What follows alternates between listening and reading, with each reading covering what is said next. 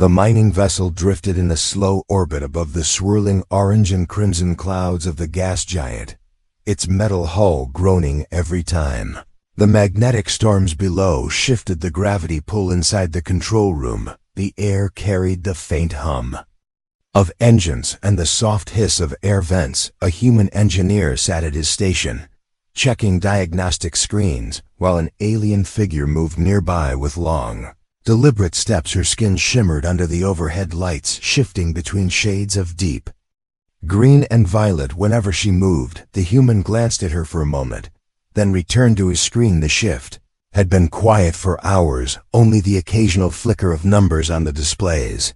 Breaking the monotony, he leaned back in his chair and stretched his arms as if trying to shake off the fatigue that came from weeks of deep space work. Without much conversation, he decided to speak in a light tone and perhaps make the hours pass faster. He mentioned that he once had a close friend back on Earth, a woman who had been the reason he first trained as an engineer. He described her briefly, the way her laughter used to echo in the training halls, and how she always challenged him to be better. There was no malice in his words, only a small attempt to share something personal in the otherwise silent control room. That alien coworker paused in her work, her tall frame going rigid. Her hands froze over the panel she had been adjusting, and her pupils narrowed into thin slits. Her breathing became deeper. The shimmer of her skin shifted into a darker shade, almost like a storm cloud forming over her expression. She turned her head slowly and stared at him without blinking. The human noticed the change, but before he could ask if something was wrong, she moved with sudden force, her arm swinging down onto the main control panel with a loud metallic crack.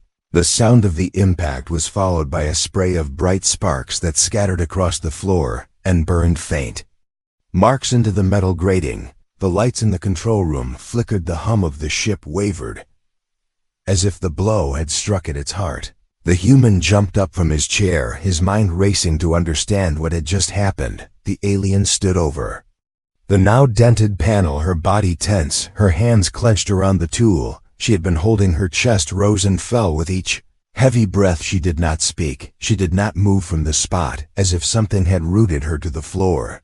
The smell of burnt circuits filled the air, and a thin trail of smoke curled from the damaged panel. Warning lights began to blink on the main screen. Lines of red text flashing across the display. Systems were shutting down one by one. Pressure control, oxygen regulation, navigation, stability, all showing fault messages. The human felt the rush of urgency flood his mind.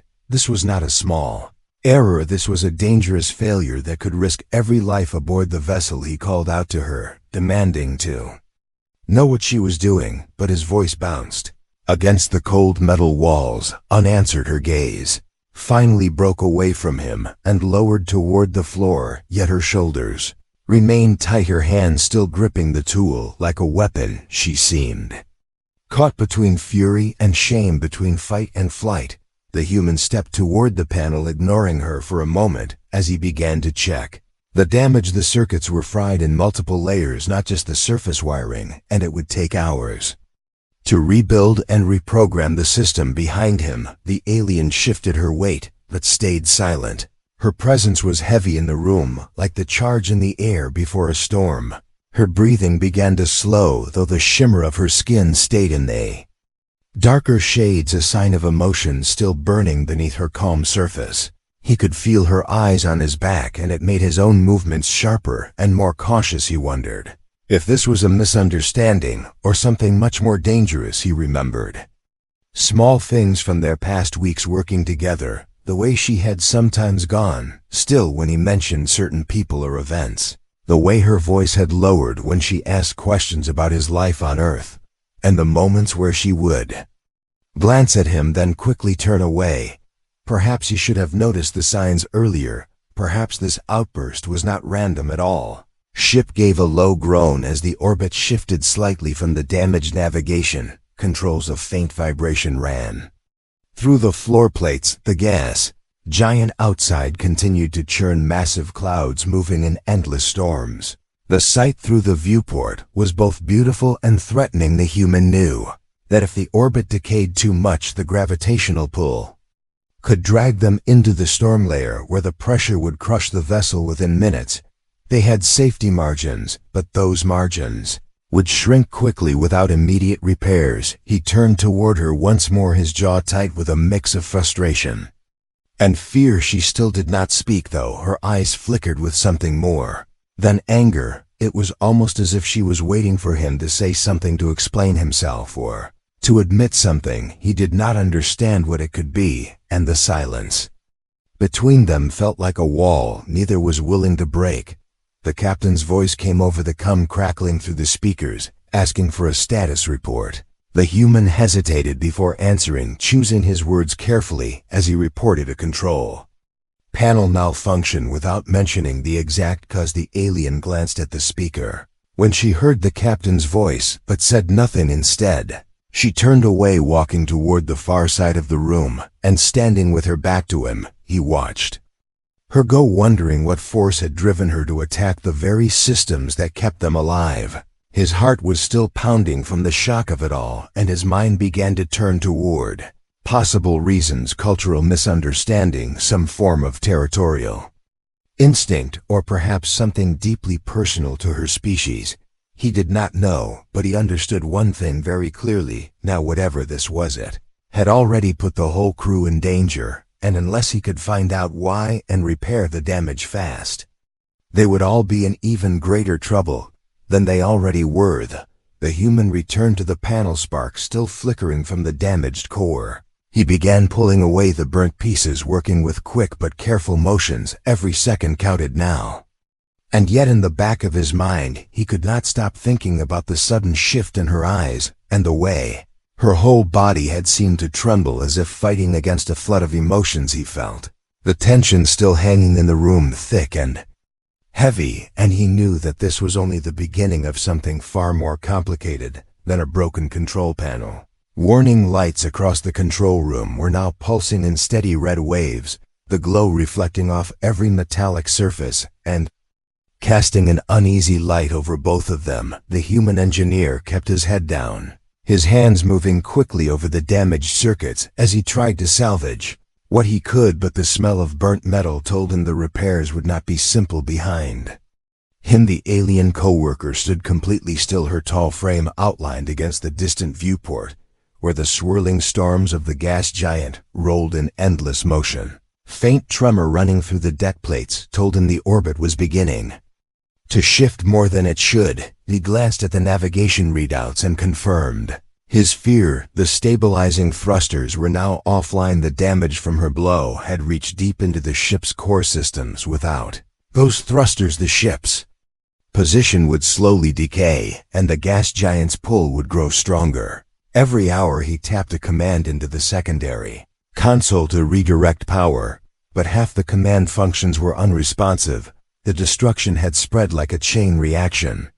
Through the circuit pathways he felt her eyes on him, and it was like a physical weight pressing on his back. He wanted to ask her why she had done this, but he also knew there was no time for arguments right now. Survival came first. Every second spent speaking was a second the ship slipped closer toward disaster, that the silence was making it worse. His mind kept returning to the moment she had struck the panel, the speed of it, the precision of her strength. That had not been random. She had targeted a specific section of the controls. The captain's voice crackled again through the com, asking for an update, and this time the tone was sharper. The human replied that they had sustained serious panel damage and were working to restore critical systems. The captain ordered him to get oxygen regulation back online first before anything else. Then the channel went silent again, leaving only the low hum of the backup lights and the faint hiss of the air vents. When he turned slightly to look at her, he saw that her skin was still locked in that stormy color, and her eyes remained narrow.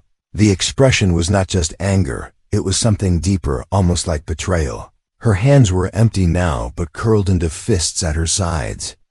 She did not approach him, and yet the distance between them felt alive with tension, as if a single wrong word could make her lash out again. He decided to try anyway. He spoke without looking at her, telling her that if there was something wrong with What he had said earlier, they could discuss it after the repairs were done. No answer came from her, only the faint sound of her breathing. He continued working, but his own thoughts became heavier. What kind of cultural code could drive someone to risk the lives of an entire crew because of a single conversation?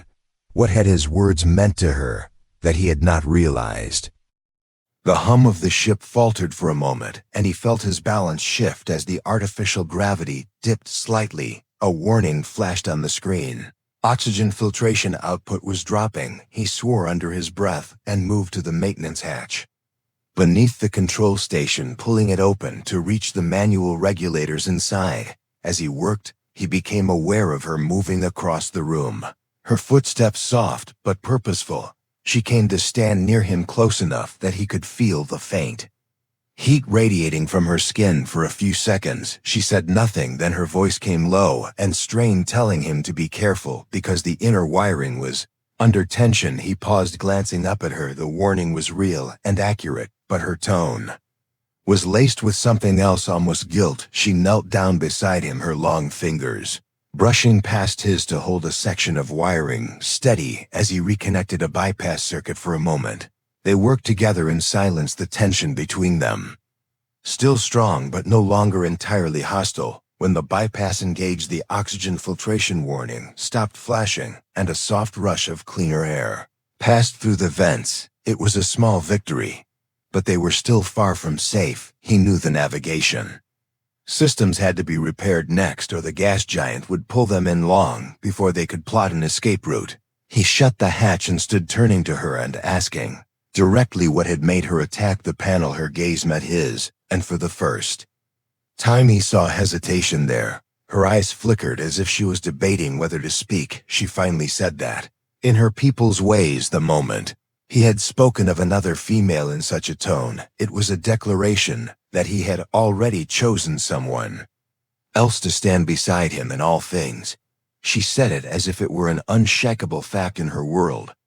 Once such words were spoken, a bond was shattered beyond repair, and in the heat of that realization she had acted without thought. Her voice was steady, but her skin shimmered with shame. He felt the urge to argue that it had been nothing more than a casual mention, but he bit it back, knowing that the urgency of their situation left no room for another outburst. Instead, he told her plainly that on Earth such words carried no such meaning, and that she had misunderstood his intent. She listened without speaking, and though her stance remained rigid, the darker tone in her skin began to fade slightly, as if the explanation was cooling the storm inside her. Before anything more could be said, the deck shuddered violently, throwing them both off balance.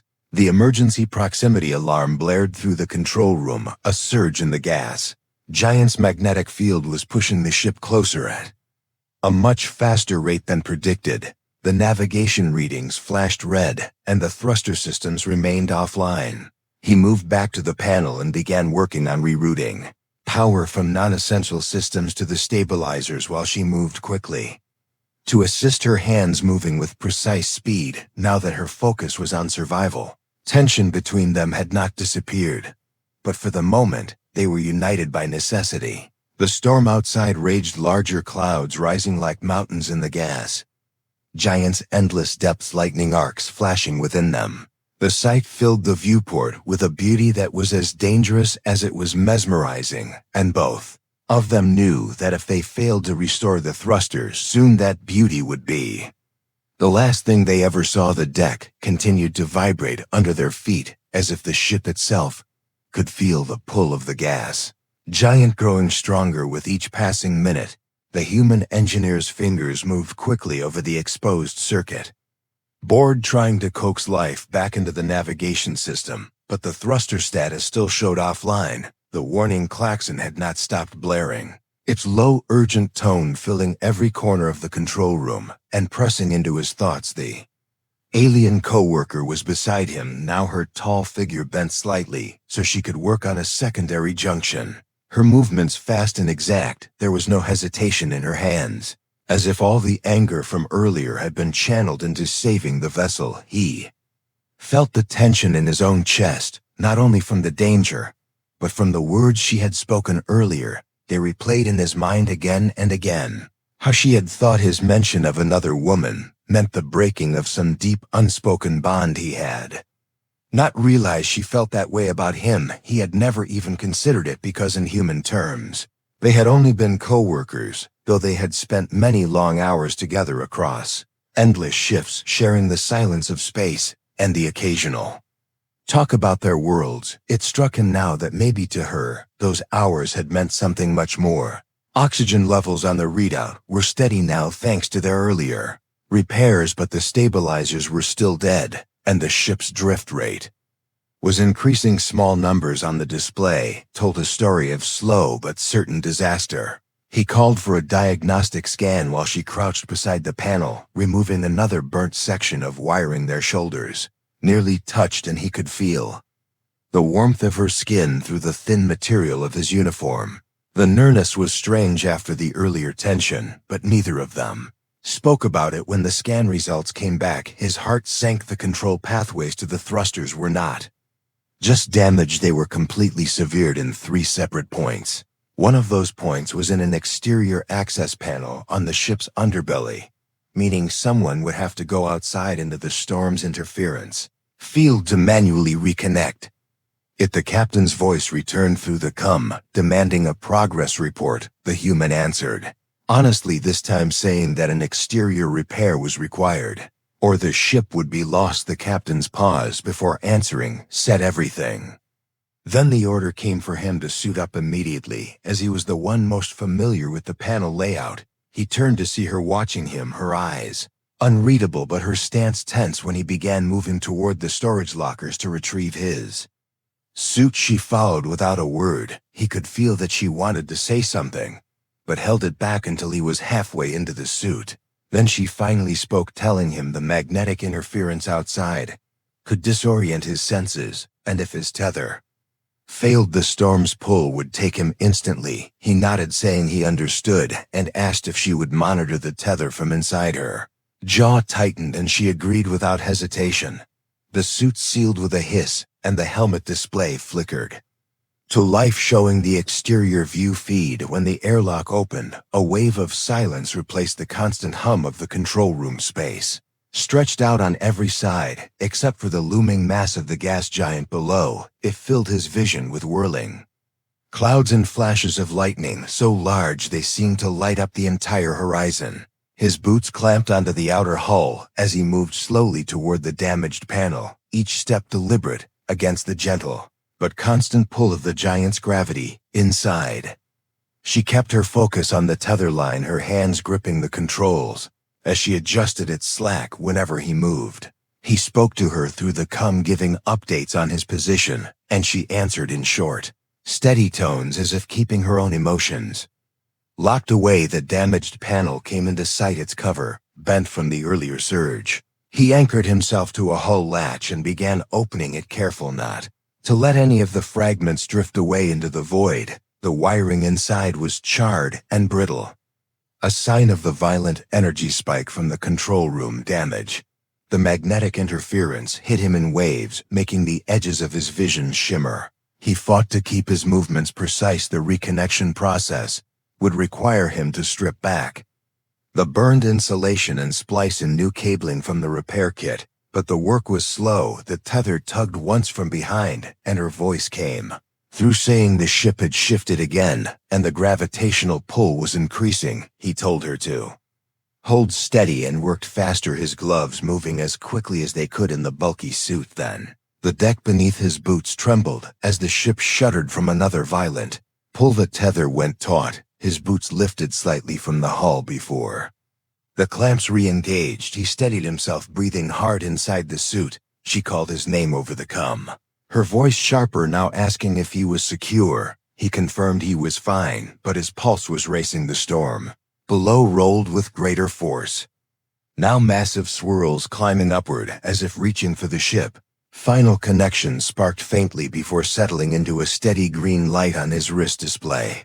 He locked the panel shut and began making his way back toward the airlock, his steps quick but careful, the tether retracting smoothly under her control. When he finally stepped back inside and the airlock cycled shut, He pulled off his helmet. The recycled air of the ship felt warmer than before she was standing right there not looking away from him even for a second. They returned to the control room and the thruster status finally switched to online the stabilizers. Engaged with a low rumble, the drift rate slowing immediately. The ship's orbit steadied though the storm outside continued to churn. The immediate danger was reduced but the air between them was still heavy. She finally said that she had not wanted him to go outside alone. She had almost demanded to take his place, but knew the repair required his knowledge. He thanked her quietly, and for a moment, their eyes held as if an unspoken truth passed between them. Captain's voice came back over the comm, this time calmer, telling them to prepare for the next storm front and to keep all systems at maximum readiness. The human looked once more at the alien coworker, knowing that their earlier conflict had not vanished. It was only waiting for the next quiet moment to return, and yet something had shifted in that hour of danger. Something fragile but undeniable had begun to form between them. Hum of the thrusters filled the control room like a steady heartbeat, but neither the human engineer nor the alien coworker allowed themselves to relax. They both knew the storm outside was still growing, and the magnetic surges from the gas giant could strike again at any moment. The readings on the navigation display showed a volatile path ahead, where the gravitational pull and electrical discharges would peak at dangerous levels. The captain had ordered them to hold position until the mining crew finished retrieving the final ore containers from the lower bay, which meant they had to endure whatever the storm threw at them. The human moved from one console to another, running quick checks on the thruster alignment and the oxygen systems. He could feel her following him with her eyes, as if making sure he was still in one piece. After going outside earlier, her skin was shifting between softer greens now, but whenever the ship groaned from the distant force of the storm, those colors deepened again. Like a reflex, she stayed close to the main control station, her long hands moving over the keys with the same precision she had shown during the emergency repair. The earlier fury in her movements was gone, replaced by a focused intensity that made her presence feel almost protective. Outside the viewport, the gas giant loomed larger than before, massive spirals of orange, red, and deep brown, turning endlessly across its surface, lightning arcing in great branching patterns between cloud towers. The sight was hypnotic, but the human forced himself to look away from it and back to the diagnostics the stabilizers were holding. But the energy fluctuations from the storm were beginning to seep into the ship's outer hull. The readings showed a slow buildup of static charge across the panel, something that, if left unchecked, could surge into the systems and fry them again. He told her to prepare for a manual energy discharge sequence while he rerouted some of the auxiliary power to the hull grounding coils. She acknowledged the command with a quick nod, her voice low but steady as she called up the sequence menu. Her fingers moved fast across the keys. The lights overhead flickered once, as if sensing the rising tension in the air. He could feel the fine hair on his arms lifting from the static. Then the first real impact hit the ship. It was not a physical object, but a violent magnetic surge that made the deck plates shiver, and every screen in the control room flashed to white for a heartbeat. The hum of the thrusters stuttered, and his pulse jumped in response. He heard her hiss softly under her breath as she fought to keep the sequence online. The static reading spiked sharply, and a deep rumble rolled through the hull, as if the storm itself had reached out to grip the vessel. He shouted over the rising alarm, telling her to trigger the discharge. Now she slammed her palm onto the activation control, and a low boom echoed through the ship as the stored charge bled away into space. The lights steadied again, but another surge warning flashed across the main screen, stronger than the first. They would not be able to bleed the next one fast enough unless they boosted the grounding coils manually, which meant going to the maintenance deck near the ship's outer plating. Before he could say he would do it, she was already moving toward the hatch, telling him she knew the pathway better and could move faster. He stepped after her, refusing to let her go alone. The corridor outside the control room rattled with each new wave of interference, the lights flickering in long intervals that left shadows stretching along the walls.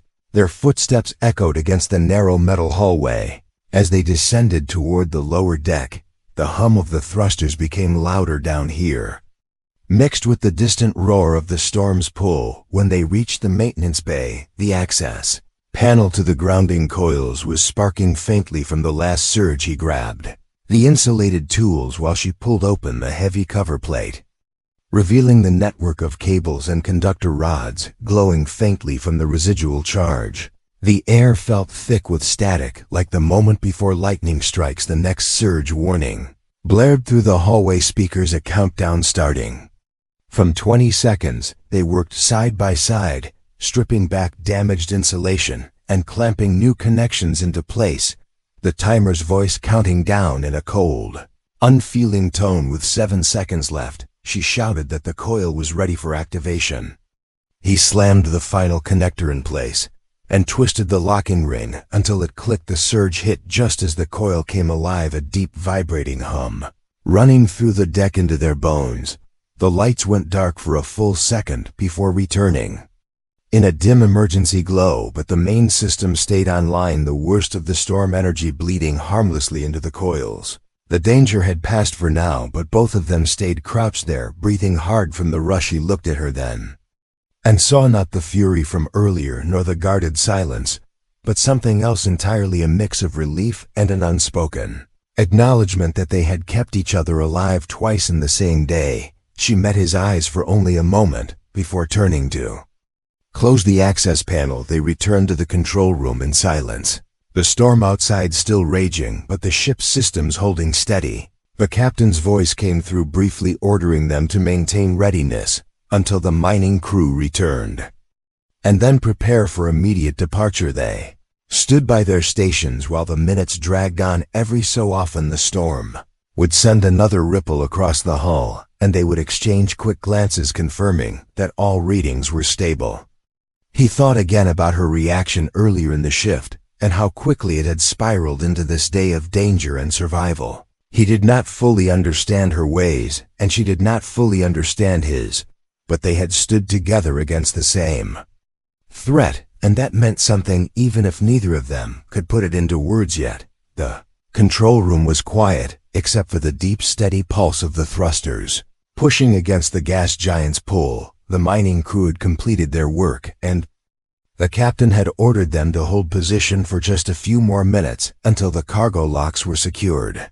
Outside, the massive planet rolled beneath them, its storms glowing in brilliant flashes that lit up the viewport like the breath of some ancient living thing. The human engineer kept his eyes on the readouts, his mind still tracking every change in the stabilizers, every whisper of movement in the navigation data. Beside him, the alien co-worker stood with her posture tall and her gaze fixed ahead, her skin carrying a calm green sheen, but shifting slightly whenever the hull groaned from the distant pressure. He knew they were almost clear of danger, yet he could not shake the awareness that a final storm front was moving in from the far side of the planet. The reading showed a thick wave of magnetic distortion that could easily overload the ship. If it caught them before they left orbit, he told her they would have to time the escape perfectly. She responded with a short, firm yes as her hands moved quickly over the secondary console, rerouting more power to the thrusters to give them maximum speed for the departure. Captain's voice came through the com telling them the cargo was secure and giving clearance to break orbit. They both moved at once, his hands locking in the navigation coordinates, while she primed the thruster systems. Outside the viewport, the swirling horizon tilted as the ship began to pull away from its orbit. The thrusters growled with full power, the numbers on the readouts climbing steadily. Yet behind that steady climb, a red warning began to flash across the energy grid display. The storm front had arrived sooner than predicted. The wave of distortion was rising fast beneath them like a tidal wall of unseen force. The captain's voice rose with urgency, ordering them to push full burn immediately. The human shoved the throttle control forward until the safety locks clicked into place. The ship leapt forward, the hull rattling under the force while every console lit with warning lights. The distortion Wave caught the tail of the vessel with a deep resonating thud that ran through the floor plates. The alien coworker gripped the edge of her station to steady herself, her skin darkening. Again, an instinctive reaction, but her hands never left the controls. She called out the stabilizer readings while he adjusted their ascent angle, inching the ship into a safer corridor above the rising wave. Wave hit again, harder this time, and the lights flickered almost to black. The human felt the strain in his arms, as if he was wrestling the ship itself against the pull of some massive unseen hand. She stepped closer without hesitation, reaching across the console to lock in a manual override sequence that redistributed the thruster load. He glanced at her and caught a brief moment where their eyes met. Neither of them spoke, but the unspoken understanding between them was clear. They were holding this ship together as one. Thrusters roared at maximum power, and the distortion wave began to fade on the readouts, the ship's altitude numbers climbing faster now, the horizon of the gas giant sinking lower in the viewport. The worst of the pull began to release them, leaving only the steady push of their engines. The captain's voice came back over the calmer now, telling them they had cleared the danger zone and could stand down from emergency status. The human exhaled a breath he had not realized he was holding, the tension in his shoulders slowly easing as he leaned back from the console. She straightened beside him, her skin shifting back to softer greens and pale golds, the storm's reflection fading from her eyes for a moment. They simply stood there. In the humming quiet of the control room, the danger gone, the ship safe, the mission complete. He turned to her and said quietly that he had not meant to hurt her earlier with his words. She looked at him without flinching and said that now she understood that his ways were not the same as hers, and that the bond she thought had been broken might not have been broken at all. She admitted that her reaction had come from fear, and that, in her world, such fear often turned to anger before anything else. Told her that humans also made mistakes when emotions ran high, and that what mattered was what they did. After she gave a small nod, her eyes softer now, and for the first time since the shift began, she allowed a faint upward curve to touch her mouth, something close to a smile. He felt a weight lift from the space between them, replaced by something steady and mutual, not the uncertain silence of before, but the kind of quiet that could hold trust. The captain called for them to begin standard departure procedures, and they moved together to reset the consoles. The control panel that had been damaged earlier was now fully repaired, its surface smooth and clean, the soft hum of its systems blending into the background of the ship's steady rhythm as they worked side by side. There was no rush, no tension, only the sound of their movements and the faint, distant echo of the storm still raging far below them. But the storm was no longer theirs to fight. They had won that battle together. When the departure sequence engaged and the stars ahead grew brighter against the black, he glanced once more at her. She was watching the viewport, her posture relaxed yet alert, the light from the stars caught in the shifting colors of her skin, turning them into something almost luminous. He realized then that whatever had happened between them today had changed them both in ways neither of them fully understood, but perhaps that was fine. Perhaps some things in deep space did not need to be explained. They only needed to be shared. The ship moved smoothly now, leaving the gas giant and its endless storms behind. Somewhere far below, the lightning still flashed in silent arcs across cloud mountains, but here in the control room, strange calm had settled like the quiet after a long night. The human engineer returned his focus to the navigation systems, while the alien coworker stood near the viewport, her gaze steady on the horizon ahead. And though the mission log would mark the day only as a technical incident, a storm hazard successfully avoided, they both knew it had been far more than that for them. It had been a test of survival, a collision of worlds, and the forging of something neither could have predicted. As the stars widened before them, the ship carried on into the dark, with its crew safe, its systems steady, and in the heart of the control room, two silent figures who now understood each other better than they had that morning. Their hands returned to their work, their voices calm and measured, but in that quiet, there was the unshakable truth that whatever came next, they would face it together. The end.